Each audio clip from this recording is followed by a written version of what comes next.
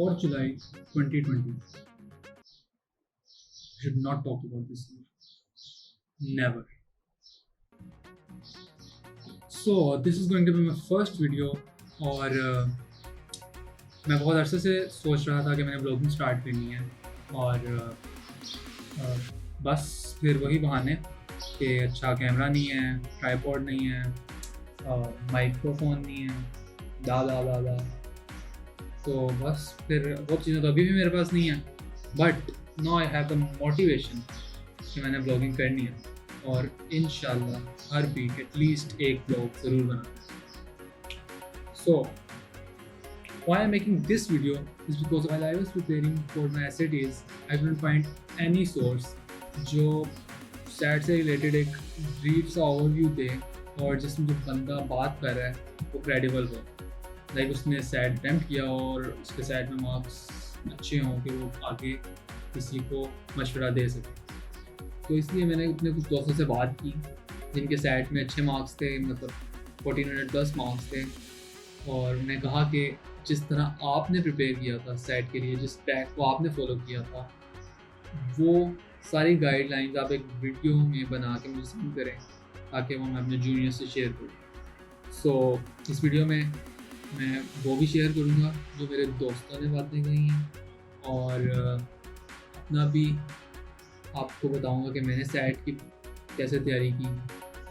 Although मेरे marks अच्छे नहीं हैं, लेकिन फिर भी कुछ ट्रिक्स हैं जो आपके लिए बहुत यूज़फुल होंगी। SAT ऐसे से रिलेटेड बहुत यूज़फुल ट्रिक है और कुछ डॉक्यूमेंट्स हैं मेरे पास जो कि डिस्क्रिप्शन में मैं अटैच कर दूंगा और आप वहाँ से डाउनलोड कर सकते हैं। Another thing that I want to share is that I think life is like a book and this YouTube channel is my book, और इसमें अपलोड होने वाली हर video is like a page of that. So this is the first page of my. Assalamu alaikum. I'm Abdullah Nisa and I'll be sharing my experiences with preparation of SAT, in which I got 1470 in first attempt.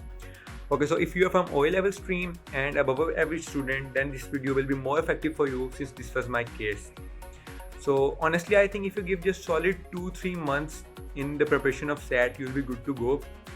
In my case, these 2 months were January and February, and the school was on and there were mocks coming up in March, so I had to manage school alongside the preparation of SAT. और रोज़ शाम में तकरीबन 2-3 घंटे में देता था SAT को. How? Okay, so in the beginning I started to read Barron's new SAT. So many people think that the reading is useless, but I think they are wrong.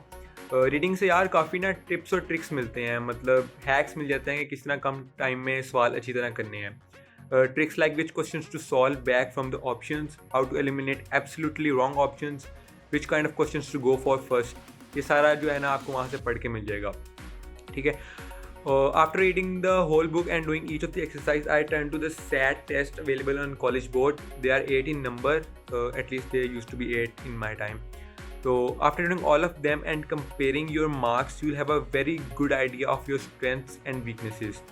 Time management भी बेहतर होती है.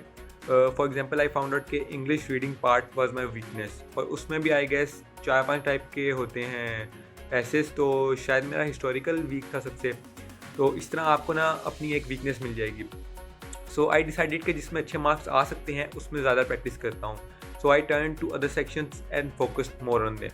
Starting off with maths. So जब मुझे maths का pattern पता चला था, मैंने तभी सोचा था कि यार इसमें तो 800 पूरे मारने हैं, and guess what, I got 800 in maths. वो अलग बात है कि I love maths, but practice के बाद पता चल गया था कि किस तरह का सवाल लाजमी आना है और इसका तरीका क्या है. फॉर एग्जांपल सर्कल वाला क्वेश्चन हमेशा आता है, 1 या 2 लाजमी आते हैं, और उनका तरीका मोर लेस सेम होता है, बस आपको सर्कल की इक्वेशन आनी चाहिए. तो मैथ्स के लिए practice practice and practice. Time yourself and implement calculator and no calculator part. ये ना करो कि यार ठीक है तब मैं कैलकुलेटर के बगैर कर लूँगा, अभी मैं कैलकुलेटर के साथ कर देता हूँ. नहीं, जो नो कैलकुलेटर वाला पार्ट है उसको नो कैलकुलेटर ही समझो और उसी तरह ही करो.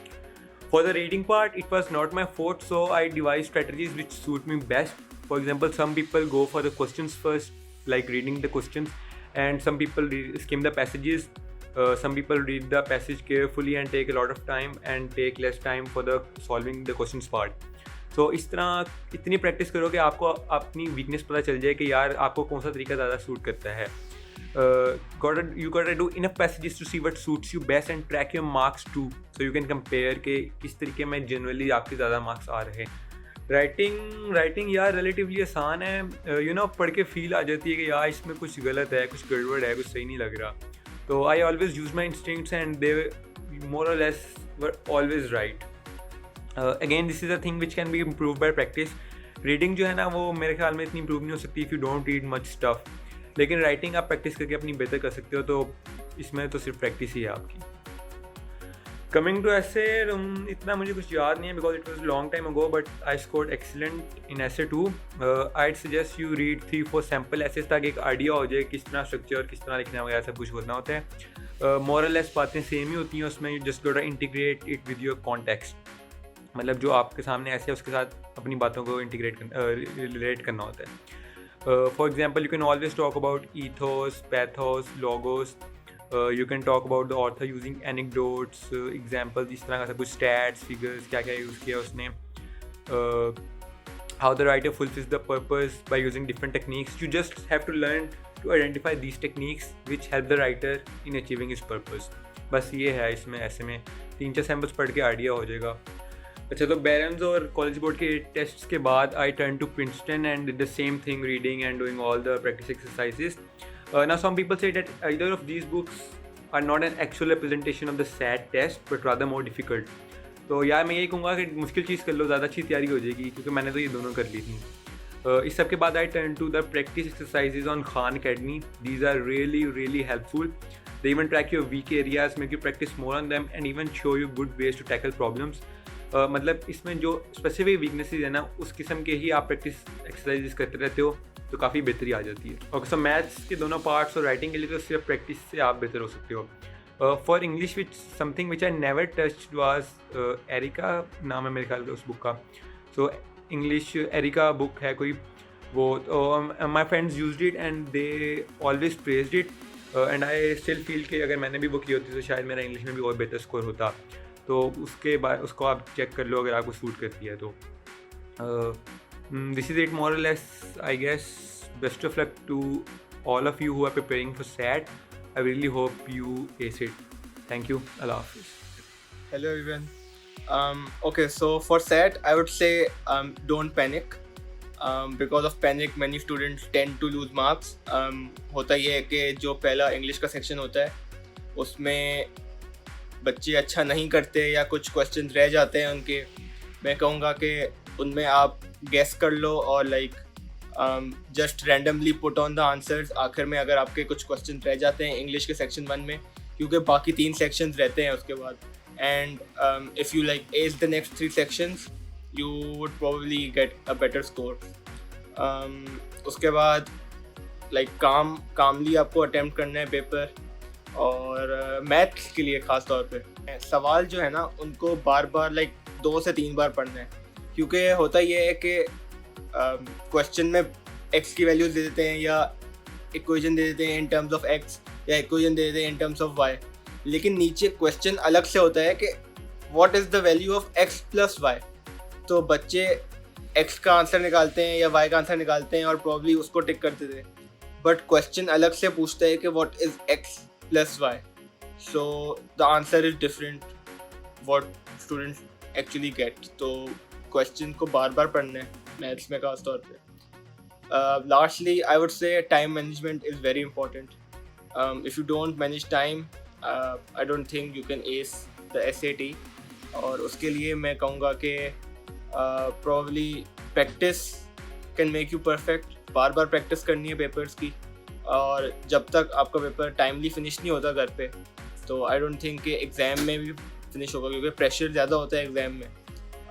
तो keep practicing at home and उसी से आप टाइम बेहतर मैनेज कर सकते हो. तो आई होप कि ये वीडियो आपके लिए बहुत फ़ायदेमंद साबित हो और आप सैट में बहुत अच्छे मार्क्स स्कोर करें. तो how I prepared for my SATs is that for the math section I used College Board और Barron's.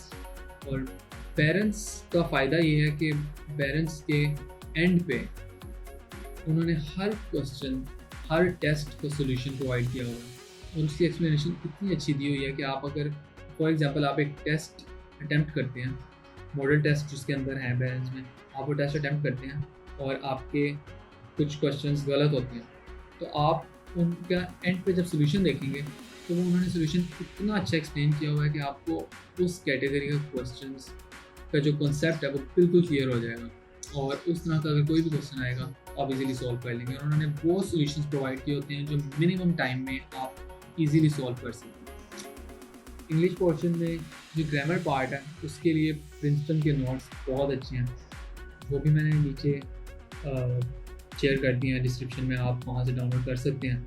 और उसके अलावा जो दूसरा पार्ट है उसके लिए तो आई एम रियली सॉरी, क्योंकि उसको तो मार्क्स भी नहीं मैं बता सकता।